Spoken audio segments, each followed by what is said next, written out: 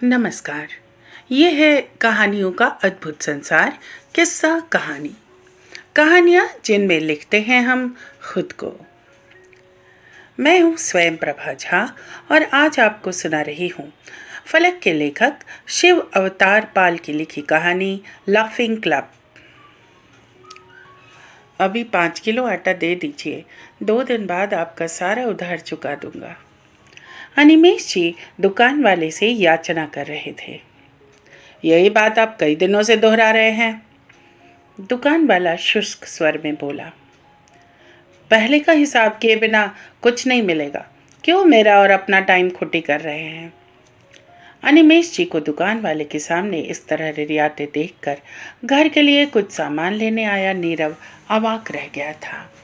अनिमेश जी की उम्र 60 से ऊपर थी। वो मॉर्निंग वॉक में उन्हें लाफिंग क्लब में ठहाके लगाते देखता था। इस दौर में जब लोग अपनी खोह में सिमटते जा रहे हैं, दूसरों को हंसी बांटना बड़ा काम था। उनकी जिंदा दिली से वो बेहद प्रभावित था। ये जो मांग रहे हैं दे दीजिए, वो दुकान वाले से मुखातिब होकर बोला। इनके सारे रुपए मैं दे रहा हूँ। पर बेटा, मैं आपको जानता हूँ सर। अनिमेश जी उसकी ओर देखकर कुछ कह रहे थे कि उनकी बात बीच में ही काट कर वह बोल पड़ा। आप बाद में मुझे लौटा दीजिएगा, अभी चलिए प्लीज़। उनके उत्तर की प्रतीक्षा किए बिना वो आटे का पैकेट लेकर उनके साथ चल दिया। मैं बेसिक टीचर हूँ सर, कुछ समय पहले ही ट्रांसफ़र होकर इस शहर में आया हूँ।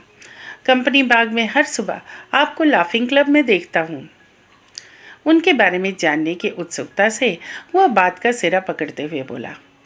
अपने बारे में भी कुछ बताइए सर। मेरा बेटा मुंबई की एक बड़ी कंपनी में ऊंचे ओहदे पर है, तुम्हारी ही उम्र का होगा।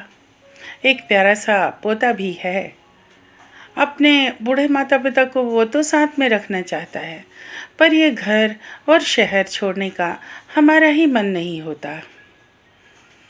नीरव ने शून्य में ताकती उनकी आंखों में नमी और आवाज में कंपन साफ महसूस किया।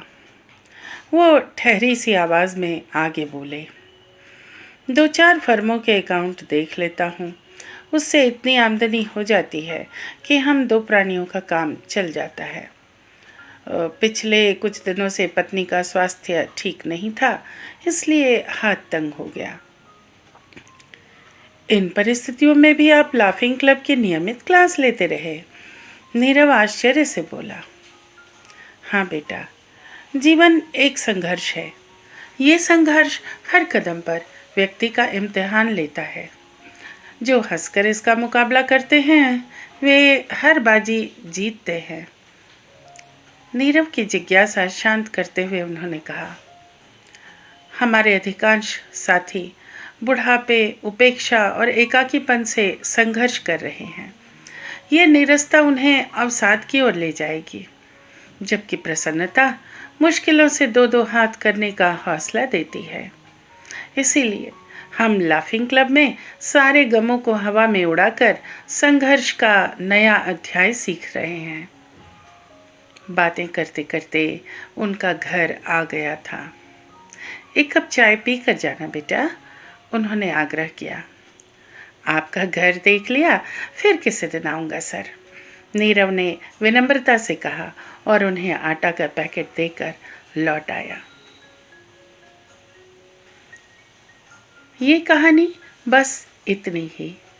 अभी आप सुन रहे थे मेरी यानी स्वयं प्रभा झा की आवाज़ में शिव अवतार पाल की लिखी कहानी। ये है फलक का यूट्यूब चैनल किस्सा कहानी। कहानियाँ जिनमें मुस्कुराती है जिंदगी। फिर मिलते हैं एक नई कहानी के साथ।